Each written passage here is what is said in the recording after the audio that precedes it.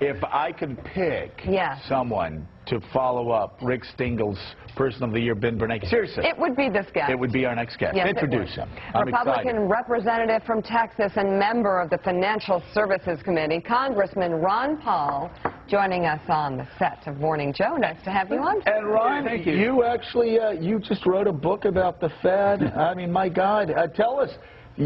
Off camera, you were telling me you think that Ben Bernanke probably deserves to be Person of the Year because of the power he has. He is. He's the most powerful man in the world. I believe a case could be made for that. Because he controls the supply of money, which is the dollar, which is the reserve currency of the world. He can create $1 trillion in secret without any monitoring of the Congress. So there's no transparency, and I think he's more powerful than the president. Well, the president, we were talking off air, again, the president has all these checks and balances. Bernanke and every other Fed chief operates in secrecy, like you said, can create $1 trillion out of thin air. Right. The big question is, has he used that power for good or for evil? And of course, my side of the argument is the system is evil, and the chairman, whether it's Greenspan or Bernanke, they can do no good. They cause our troubles, they cause the inflation, they cause the bubbles, and therefore the bust, the correction, is always their fault. So the problems that we have, and because this is such a worldwide phenomenon, you know, since 1971, everything has become worldwide, a global economy, no backing of any currency, and yet our Federal Reserve controls the gold, so to speak, with the paper gold. And therefore, this whole mess that we're in, which has a long way to go, has been caused by the Federal Reserve. All right, that's exactly what I was going to ask you. We just heard Rick Stengel say he saved us from the Great Depression. From the brink. All this $1 trillion a year, $3 trillion he pumped into the economy. Who was responsible, if you name 1, 2, 3 people or institutions, to take this country to the brink, greatest country on earth, to the brink of a depression? Well, the Federal Reserve, but there has to be. How? They will be by creating money out of thin air, causing interest rates to be low, causing the malinvestment, and causing an artificial economic expansion that has to correct. Like build too many houses, eventually it crashes. Bernanke gave us the disease and cured it both. Yeah, but there are other things that contribute to it, like Congress having laws that say you must make bad loans and give money to people who. By the way, I've got to interrupt your Pat as you read my book. Right. That quote by Ron Paul, and I remember the date, on September 10th. Amazing. September 10th, 2003, and buy my book or just Google September 10th, 2003, Ron Paul. Ron, in September of 2003, you predicted in the banking committee exactly what was going to happen in 2008. Word for word. To a T, word for word. And I read that, and people always say, are you making that up? You knew in 2003 what was going to happen. You're better than I am. I can't remember the dates. I knew that was the position I've taken for years and years. And matter of fact, I was motivated to go into Congress and run for political office in the 70s because I understood the principles of malinvestment. But I didn't come up with these ideas. It's the Austrian economists and the sound money people that said this would happen, and they were correct. Matter of fact, when the Bretton Woods collapsed in 1971, that was the confirmation that Austrian economics were on the right track. Buchanan, didn't you run afoul of some Austrian economists? Yeah, At some point. I said something about dead Austrian economists during one of my debates.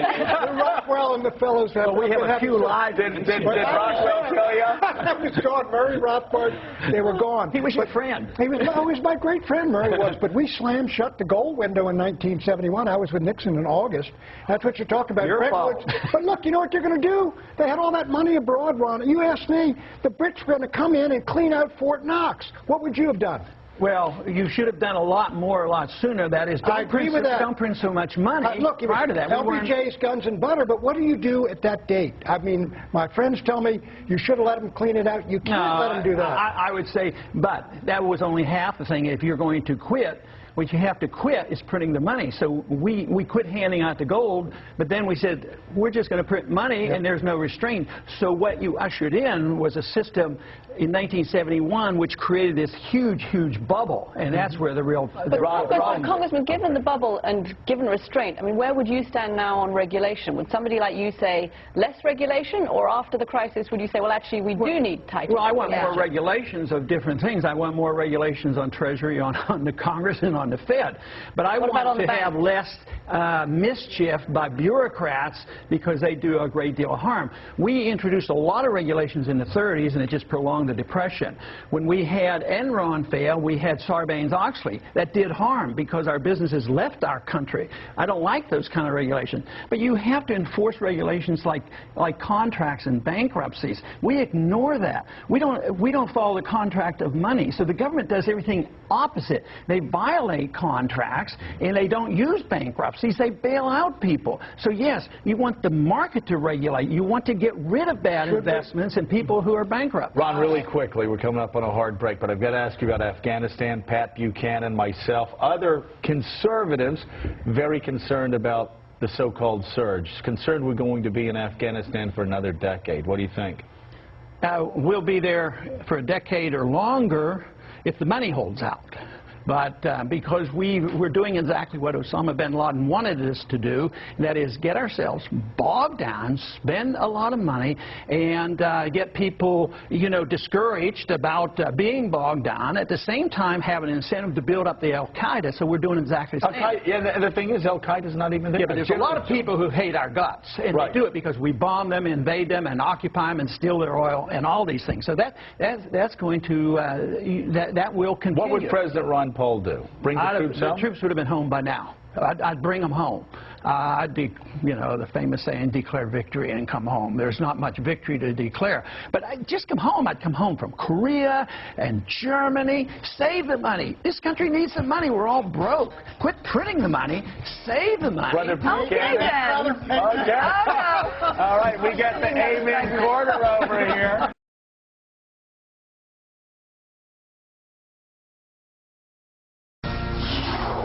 A busy day for Ben. Time Magazine picking the Fed head, Ben Bernanke, as Person of the Year.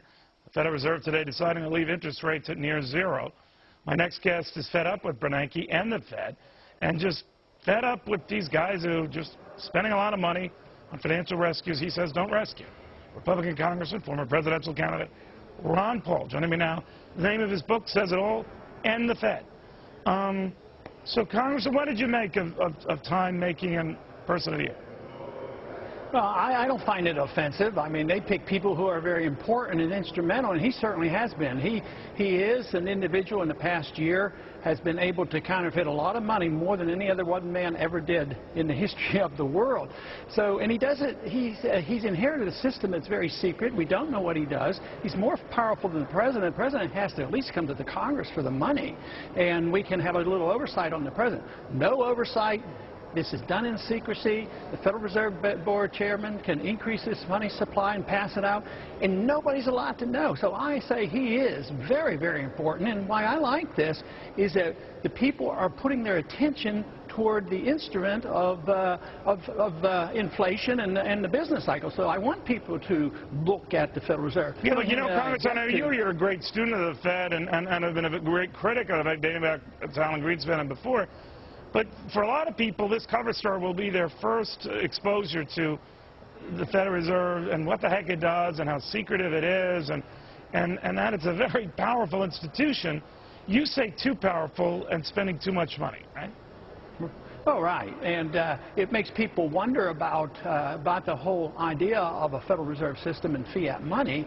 And they will come around to thinking, because millions of people have already come around to understanding how the Federal Reserve creates the business cycle, how they create the bubble, which leads to the inevitable bust. So Greenspan, Bernanke came in 2.5 years before the bust. But he never told us there was a bust coming. He hardly can become the man of the year because he saved us from something. He gave us something. He didn't warn us. And now he says the recession is over. Or at least the people think he is such a genius that he has ended the recession and he prevented something much, much worse. But Congressman, Time Magazine's I'm sorry, sir, but Time Magazine's argument is, boy, we'd be in really deep trouble if he didn't do what he did. Well, there's no way to prove that, of course. But what do you make of that argument? Well, I think it means they don't quite understand what's happening, because to me it's a lot like a drug addiction, and the person who gets a fix, they feel better. We've been addicted to big spending, deficits, inflation, and Federal Reserve easy money. I mean, the crisis came because we had easy money for too long and artificially low interest rates. How does Bernanke say we're supposed to solve this? Easier money, lower the interest rates, keep them forever, double the money supply. It's really quite bizarre that people believe that this is a solution, and it just really emphasizes the beginning of a different problem, and that is the destruction of the currency. That's what he's ushering in. So maybe next year he'll be man of the year too, when the dollar goes really down and prices really soar. You know, we had a hint of what's coming, a 1.8% increase in producer prices in 1 month. That just might be a slight hint of what's coming. Very good point, Congressman. Maybe next year you're on the cover of that magazine. Warning about all this. Congressman, always good seeing you. Thank you. Thank you.